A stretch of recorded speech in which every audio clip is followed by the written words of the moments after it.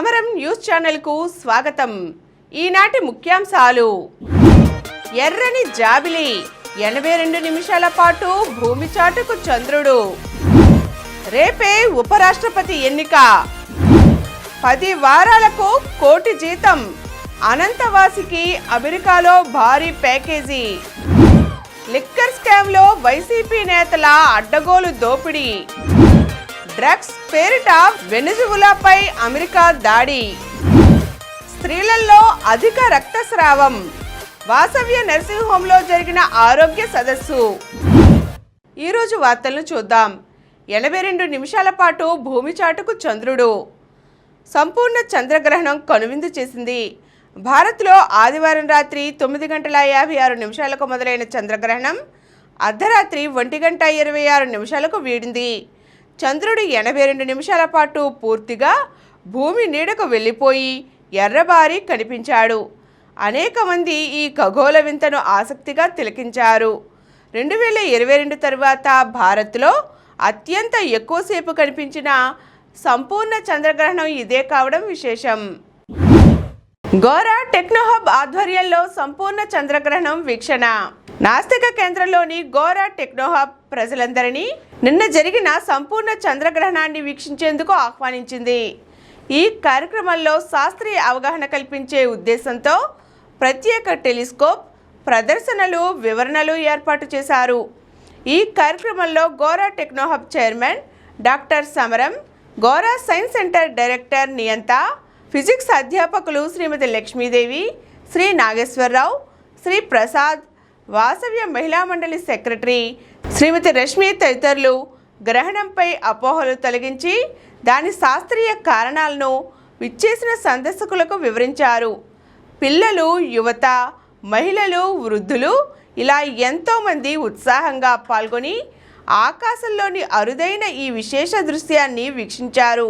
గోరా టెక్నోహబ్ ఆధ్వర్యంలో ఏర్పాటు చేసిన టెలిస్కోప్ నుండి చంద్రగ్రహణాన్ని ఎంతో ఆసక్తితో అందరూ తిలకించారు.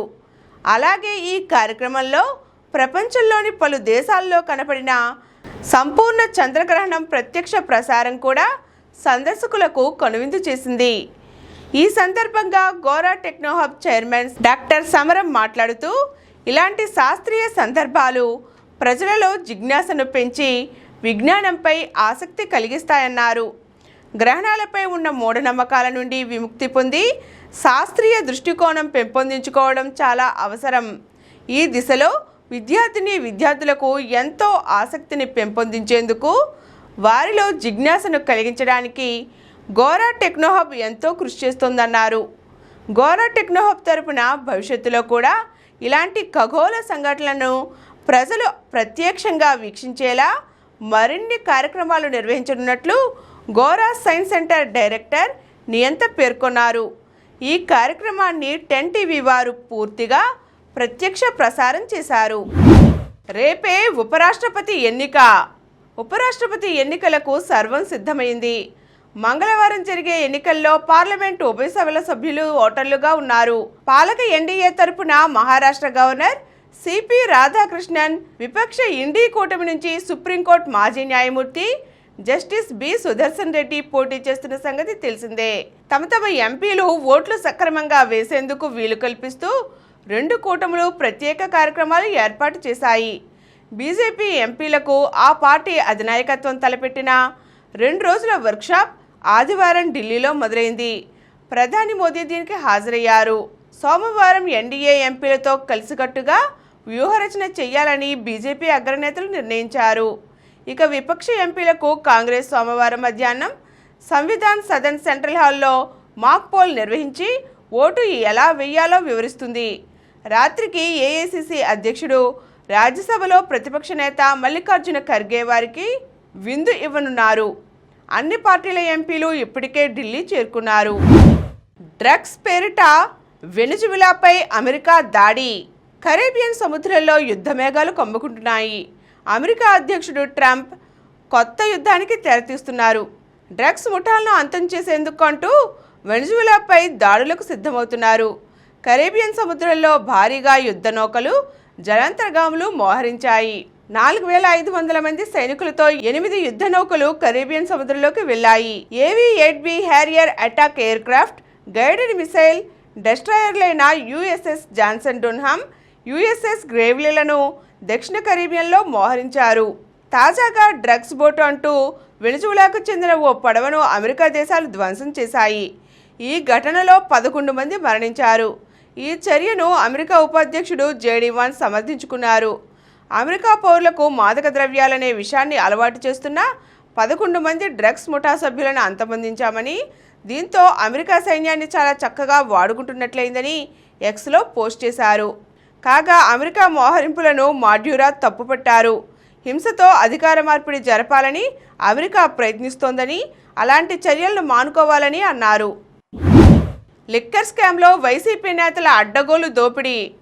తిన్నోళ్లకు తిన్నంత, దోచుకున్నోళ్లకు దోచుకున్నంత. తిలా పాపం తలా పిడికెడు అన్నట్లుగా గత జగన్ ప్రభుత్వంలో 3,500 కోట్ల లిక్కర్ స్కామ్లో ఎందరో వైసీపీ నేతలు దోపిడీ చేశారు. ప్రత్యేక దర్యాప్తు బృందం విచారణలో వైసీపీ నేతల బాగోతాలు ఒక్కొక్కటిగా బయటకు వస్తున్నాయి. లిక్కర్ స్కామ్లో కీలక నిందితుడిగా ఉన్న వైసీపీ మాజీ ఎమ్మెల్యే చెవిరెడ్డి భాస్కర్ రెడ్డి వ్యాపార భాగస్వామి విజయానంద రెడ్డిని ఇటీవల సిట్ అధికారులు విచారించారు.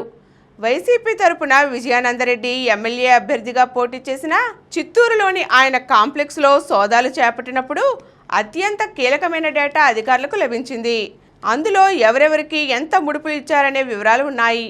మరింత లోతుగా ఆరా తీసిన సిట్ అధికారులు పలువురి పేర్లు గుర్తించారు. అత్యంత విశ్వసనీయ సమాచారం మేరకు ఉత్తరాంధ్ర జిల్లాలో వైసీపీ కీలక నేత మేనల్లుడికి భారీగా ముడుపులు అందినట్లు తెలుస్తోంది. వైసీపీ గౌరవ అధ్యక్షురాలిగా ఉన్న విజయమ్మను పార్టీ నుంచి జగన్ శాశ్వతంగా సాగనంపిన రోజున గుంటూరు జిల్లాలో జరిగిన ఆ పార్టీ ప్లీనరీకి చేసిన ఖర్చుకు ప్రతిఫలంగా ఈ ముడుపులు ఇచ్చినట్లు సమాచారం. 10 వారాలకు 1 కోటి జీతం.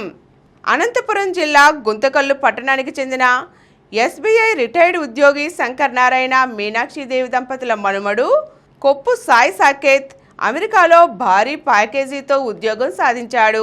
10 వారాలకు 1 కోటి రూపాయల జీతంతో చికాగోకు చెందిన ఒప్టివర్ కంపెనీలో ఉద్యోగానికి ఎంపికయ్యాడు. సాయి సాకేత్ ప్రస్తుతం అట్లాంటాలోని జార్జ్ టెక్ యూనివర్సిటీలో కంప్యూటర్ సైన్స్ చదువుతున్నాడు. ఇంటర్న్షిప్ ప్రోగ్రాంలో భాగంగా ఇటీవల ఇంటర్వ్యూలకు హాజరయ్యాడు. బీటెక్ మరో ఏడాది మిగిలి ఉండగానే భారీ ప్యాకేజీతో ఉద్యోగానికి ఎంపికయ్యాడు. సాకేత్ తండ్రి కొప్పు రమేష్ అమెరికాలోని కనెక్టికట్ రాష్ట్రంలో IT సైబర్ సెక్యూరిటీ లీడర్గా పనిచేస్తున్నారు. MS పూర్తయిన తరువాత ఏడాదికి 5 కోట్ల ప్యాకేజీ వరకు ఆయనకు లభించవచ్చునని సమాచారం. ఫుడ్ ఆర్డర్ చేయడం ఇకపై కాస్త భారమే. ఇంటి నుంచే ఇష్టమైన ఫుడ్ ఆర్డర్ చేసి తెప్పించుకుందామనుకునే లక్షలాది మందికి ఇది కాస్త చేదు వార్త. ఫుడ్ డెలివరీ కంపెనీలు స్విగ్గీ, జొమాటో, మ్యాజిక్ పిన్ తమ ప్లాట్ఫామ్ ఫీజులు పెంచాయి. అంతేకాక సెప్టెంబర్ 22 నుంచి ఫుడ్ డెలివరీ ఛార్జీలపై కేంద్రం 18% GST విధిస్తూ నిర్ణయం తీసుకోవడం వల్ల ఫుడ్ ఆర్డర్ ఛార్జీలు ఇంకాస్త పెరుగుతాయి. స్విగ్గీ కొన్ని చోట్ల తన ప్లాట్ఫామ్ ఫీజును GSTతో కలిపి 15 రూపాయలు చేయగా, జొమాటో కూడా తన ప్లాట్ఫామ్ ఫీజును GST లేకుండా 12.5 చేసింది. మ్యాజిక్ పిన్ తన ప్లాట్ఫామ్ ఫీజును ప్రతి ఆర్డర్కు 10 రూపాయలు చేసింది. విజయవాడ మెట్రో రైల్ ప్రాజెక్టుకు కాంట్రాక్టు సంస్థల నుంచి స్పందన. విజయవాడ మెట్రో రైల్ ప్రాజెక్ట్ టెండర్లు స్ప్లిట్ చేయండి, జాయింట్ వెంచర్లకు అవకాశం కల్పించండి అంటూ తాజాగా ఏపీ మెట్రో రైల్ కార్పొరేషన్ నిర్వహించిన ప్రీబిడ్ మీటింగ్లో కాంట్రాక్టు సంస్థల నుంచి అభిప్రాయాలు వచ్చాయి. వీటిని దృష్టిలో పెట్టుకుని 2-3 రోజుల్లో APMRC బోర్డు సమావేశం ఏర్పాటు చేయనుంది. ప్రీబిడ్ మీటింగ్కు కాంట్రాక్ట్ సంస్థల నుంచి విశేష స్పందన లభించింది. కీలకమైన అంశాలపై వారు చర్చ పెట్టడంతో టెండర్లను అక్టోబర్ 14వ తేదీ నాటికి వాయిదా వేసింది. స్త్రీలలో అధిక రక్తస్రావం అంశంపై వాసవ్య నర్సింగ్ హోంలో జరిగిన ఆరోగ్య సదస్సు. అధిక సంఖ్యాక స్త్రీలలో రక్తహీనత ఏర్పడటానికి మెన్సెస్లో బ్లీడింగ్ ఎక్కువ కావడమే కారణమని గైనకాలజిస్ట్ డాక్టర్ ఎన్ మోనిక పేర్కొన్నారు. వాసవ్య నర్సింగ్ హోంలో డాక్టర్ సమరం అధ్యక్షతన శనివారం జరిగిన ఆరోగ్య సదస్సులో ఆమె స్త్రీలలో అధిక రక్తస్రావం అనే అంశంపై సోదాహరణంగా ప్రసంగించారు. ఆమె మాట్లాడుతూ మెన్సెస్ సమయంలో 150 సీసీల రక్తం మాత్రమే పోవాలి. అంతకంటే అధికంగా మెన్సెస్ బ్లీడింగ్ కావడం అనారోగ్య లక్షణం అన్నారు. మెన్సెస్లో పోయే రక్తాన్ని చాలామంది స్త్రీలు తమలో చాలా చెడు ఉందని, అది పోతోందని ఊరుకుంటున్నారన్నారు. ఈ విధంగా మెన్సెస్లో అధికంగా పోయే రక్తం పట్టించుకోకపోవడం వల్ల ఎన్నో బాధలకు మూల కారణం అవుతుందన్నారు. అధికంగా మెన్సెస్లో బ్లీడింగ్ కావడానికి హార్మోన్ల అస్తవ్యస్తత కారణమన్నారు. ఈస్ట్రోజన్, ప్రొజెస్టరాన్ హార్మోన్ల అస్తవ్యస్తత ఇందుకు కారణమన్నారు. థైరాయిడ్ గ్రంథి అధికంగా పనిచేసే వారిలో కూడా మెన్సెస్ బ్లీడింగ్ అధికంగా అవుతుందన్నారు. గుండె జబ్బు, రక్తపోటు ఉన్నవారిలో కూడా మెన్సెస్ సమయంలో అధికంగా రక్తస్రావం అవుతుందన్నారు. మానసికంగా ఒత్తిడి, ఆందోళన, సంసారంలో గొడవలు, గందరగోళాలు ఉన్నప్పుడు బహిష్టు సమయంలో అధికంగా రక్తస్రావం అయ్యే అవకాశం ఉందన్నారు. వ్యాధి వల్ల గర్భాశయ ప్రేగులు వాచినా బ్లీడింగ్ అధికంగా అవుతుందన్నారు. ఓవరీస్కి ఇన్ఫెక్షన్ ఉన్నా, కంతులు ఉన్నా బ్లీడింగ్ ఎక్కువ అవుతుందన్నారు.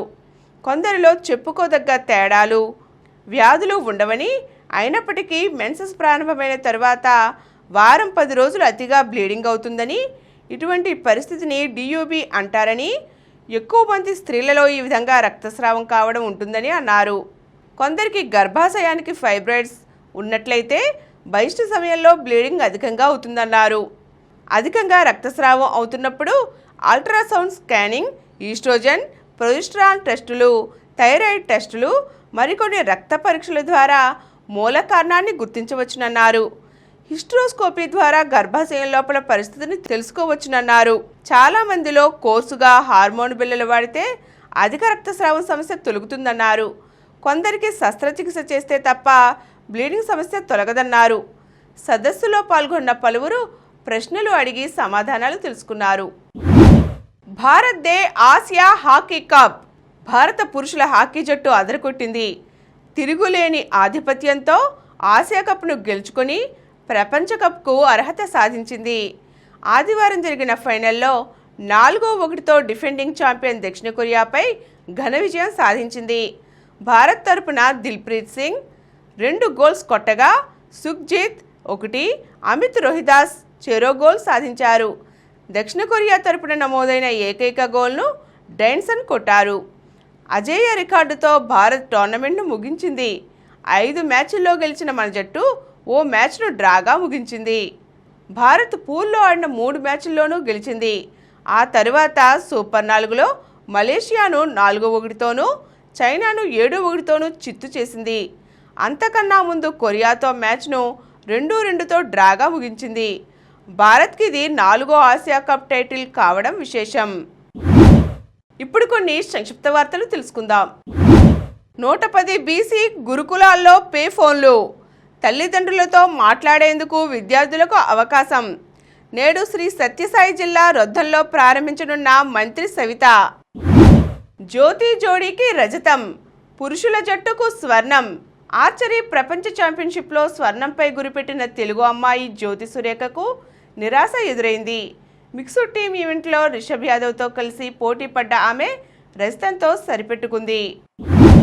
సబలెంకా విజయ ఢంకా. మళ్లీ యుఎస్ ఓపెన్ కైవసం. ఫైనల్లో అనిసీమోవాపై గెలుపు. అదరగొట్టిన టైటాన్స్. ప్రో కబడ్డీ సీజన్ 12ను ఓటమితో ఆరంభించిన తెలుగు టైటాన్స్ తరువాత నిలకడగా ఆడుతోంది. ఆదివారం పోర్ట్ స్టేడియంలో జరిగిన మ్యాచ్లో 44-34తో బెంగాల్ వారియర్స్ను ఓడించి లీగ్లో 2వ విజయాన్ని నమోదు చేసింది. ఇంగ్లాండ్ 342 పరుగుల తేడాతో. వన్డేల్లో ఓ జట్టు 342 పరుగులు చేస్తే అది భారీ స్కోరు. అలాంటిది ఒక జట్టు అన్ని పరుగుల తేడాతో గెలిస్తే అద్భుతమే కదా. ఇంగ్లాండ్ అదే చేసింది. పైగా ఆ జట్టు చిన్నా చితకా జట్టు మీదలా గెలవలేదు. ప్రపంచ మేటి జట్లలో ఒకటైన దక్షిణాఫ్రికాపై ఇంత తేడాతో నెగ్గి ప్రపంచ రికార్డు నెలకొల్పింది. మరిన్ని వార్తా విశేషాలతో రేపటి సమరం న్యూస్లో తిరిగి కలుద్దాం. Thank you. ప్రతిరోజు వార్తా విశేషాల కోసం అనతి కాలంలోనే 20 కోట్లకు పైగా వ్యూస్ సాధించిన సమరం ఛానల్ సమర్పించు సమరం న్యూస్ ఛానల్కు సబ్స్క్రైబ్ చేయండి, లైక్ చేయండి, మీ ఫ్రెండ్స్కి షేర్ చేయండి. అలాగే ప్రక్కనున్న గంట సింబల్ని ప్రెస్ చేయడం మర్చిపోకండి.